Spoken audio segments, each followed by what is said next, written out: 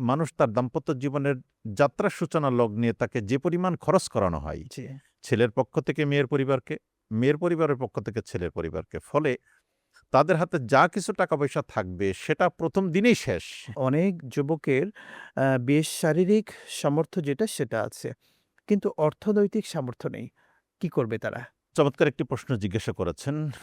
রাসূলুল্লাহ সাল্লাল্লাহু আলাইহি ওয়াসাল্লামের কাছে সাহাবা আজমান এই জাতীয় বিষয়গুলো নিয়ে আসতেন। জি। কোনো সময় যদি কোনো কারণে সামর্থ্য না থাকতো তাহলে তাদেরকে বলতো, "তোমরা ততদিন পর্যন্ত রোজা রাখো।" এটা একটা লাহু বিধান। উইজা। পুরুষের জন্য এই নির্দেশনার ব্যাপারে ছিল। একান্তই যদি কোনো কিছু না থাকতো, দেনমোহর দেওয়ার সামর্থ্যও যদি না থাকতো, জি। এক সাহাবী এসে বলছে, "ইয়া রাসূলাল্লাহ, আমি বিয়ে করতে চাই কিন্তু আমার কোনো সামর্থ্য নাই।" রাসূল সাল্লাল্লাহু আলাইহি সাল্লাম বলছেন, "তোমার বাড়িতে বিয়ে করার মতো কি আছে?" বলছে, "কিছুই নাই।" তাহলে সর্বশেষ পর্যায়ে এসে বলছে যে, "তুমি কি সহিহ তেলাওয়াত করতে পারো?" বলছে, "ইয়া রাসূলাল্লাহ, পারি।" শেষ পর্যন্ত সে তেলাওয়াত করল এবং এটাকেই তার একটি শর্ত হিসেবে নিয়ে তার বিয়ে হওয়ার বিষয়টাকে অনুমোদন করল। যার কারণে আল্লাহ রাব্বুল আলামিন কোরআনুল কারীমের ভিতরে উল্লেখ করছেন, "লা ইউকাল্লিফুল্লাহু নাফসান ইল্লা ইল্লা উসআহা, উসআহা। লাহা মা কাসাবাত ওয়া আলাইহা মাকতাসাবাত।" আল্লাহ সাধ্যের অতিরিক্ত বান্দার উপরে কোনো জিনিস চাপিয়ে দেন না। জি। এখন আমাদের সমাজে যেটা হয়েছে, বিয়ে থাওয়া কেন্দ্রিক যেই আনুষ্ঠানিকতা, যেভাবে নাচ, গান, হৈ-হুল্লোড় করার মাধ্যমে একটা মানুষ তার দাম্পত্য জীবনের যাত্রার সূচনা লগ্নে তাকে যে পরিমাণ খরচ করানো হয় জি। ছেলের পক্ষ থেকে মেয়ের পরিবারকে, মেয়ের পরিবারের পক্ষ থেকে ছেলের পরিবারকে, ফলে তাদের হাতে যা কিছু টাকা পয়সা থাকবে সেটা প্রথম দিনেই শেষ। এবং উভয় ফ্যামিলি কিন্তু কখনো ঋণগ্রস্ত হয়ে যাচ্ছে। ঋণগ্রস্ত রাইট।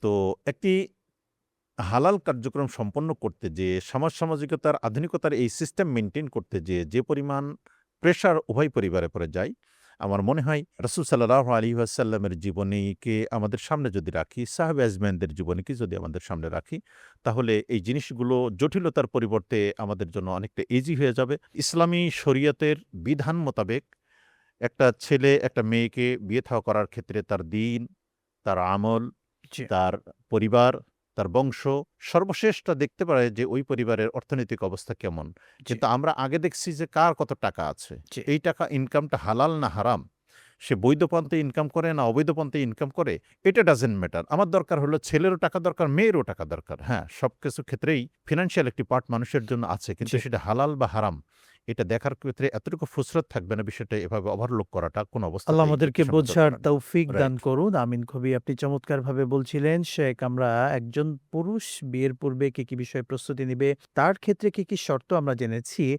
একজন মেয়ের ক্ষেত্রে যিনি নতুন কনে হবেন, তার ক্ষেত্রে কি শর্ত খুবই জরুরি? ইসলাম কি শিক্ষা দিচ্ছে আমাদেরকে? সঙ্গত কারণে একজন মেয়ে যখন কোনো ছেলের ব্যাপারে, বিয়ে করার ব্যাপারে সিদ্ধান্ত গ্রহণ করবে, সে চিন্তা করবে যে আমি এই পরিবারের সাথে বা এই সন্তানের সাথে, ছেলের সাথে বিয়ে করতে চাই। ছেলে যেমন খেয়াল করবে একটা মেয়ের ব্যাপারে, মেয়েরও তেমন খেয়াল করা উচিত যে এই ছেলেটির জীবনযাত্রাটা কোন স্টাইলে সে চলে। জি।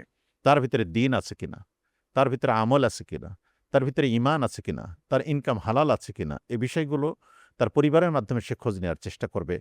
তাহলে এখানে আল্লাহ রাব্বুল আলামিন বলছে, বারাকাতিম মিনাস সামাই ওয়াল আরদ। আসমান এবং জমিন থেকে তাদের জন্য বরকতকে আল্লাহ রাব্বুল আলামিন ভরে দিবেন। সুতরাং এই বিষয়গুলো বিয়ের ক্ষেত্রে মেয়েরা খেয়াল করবে। এরপরে যিনি সামর্থ্যবান, সামর্থ্যের ক্ষেত্রে ফিন্যান্সিয়ালি অবশ্যই সেটা সামর্থ্য থাকতে হবে।